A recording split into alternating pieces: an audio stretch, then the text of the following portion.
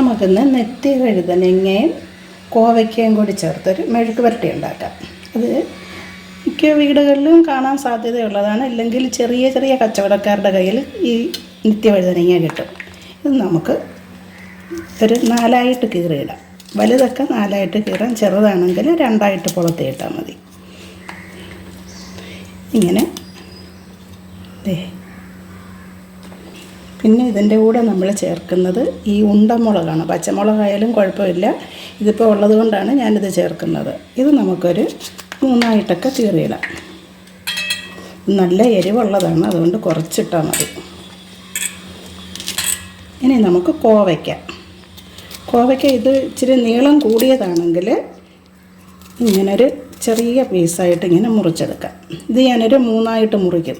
3ആയിട്ട് മുറിച്ചിട്ട് അത് നമുക്ക് വീണ്ടും ഇതൊരു 3 പീസാക്കണം. ഒരു പൊളപ്പ് ഒരു 3 പീസായിട്ട് നീളത്തിൽ മുറിച്ചെടുക്കണേ.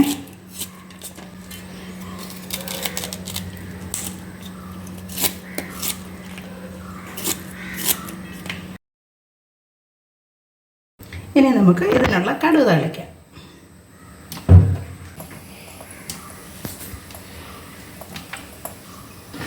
നമുക്ക് കടുകിടാം.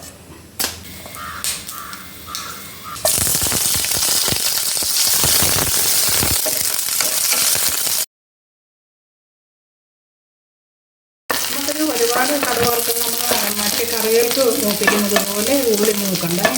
ഇനി നമുക്കിത് ഇതിലേക്ക്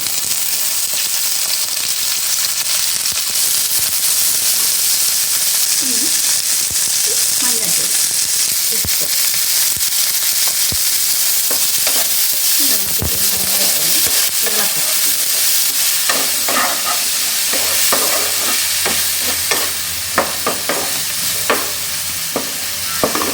ഇനി നമുക്കൊരു 100 ml വെള്ളം ഒഴിക്കാം. ഈ കോവയ്ക്കയ്ക്ക് ഇച്ചിരി വേവുള്ളത് കൊണ്ടാണ് ഇത്രയും വെള്ളം ചേർക്കുന്നത്. ഇനി നമുക്ക് അടച്ച് വെച്ച് വേവിക്കാം. ഇനി നമുക്കിതൊന്ന് ഇളക്കി വെക്കാം. അതെ, വെള്ളമൊക്കെ മുക്കാലും പറ്റിയിട്ടുണ്ട്. ഇനി ഒന്ന് ഇച്ചിരി കൂടെ വെള്ളം ഒന്ന് തോരണം.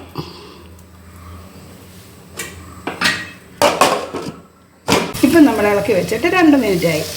ഇപ്പോൾ നമുക്ക് വെള്ളമൊക്കെ വറ്റി ഇത് വെന്തിട്ടുണ്ട്. ഇനി നമുക്കിത് തുറന്ന് വെച്ച് ഒന്ന് ചിക്കിയെടുക്കാം.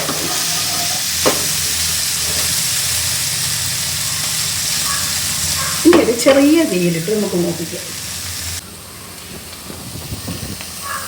അപ്പം നമ്മുടെ മെഴുക്ക് പുരട്ടി നന്നായിട്ട് മൂത്തിട്ടുണ്ട്. ഇനി നമുക്ക് ഗ്യാസ് ഓഫ് ചെയ്യാം.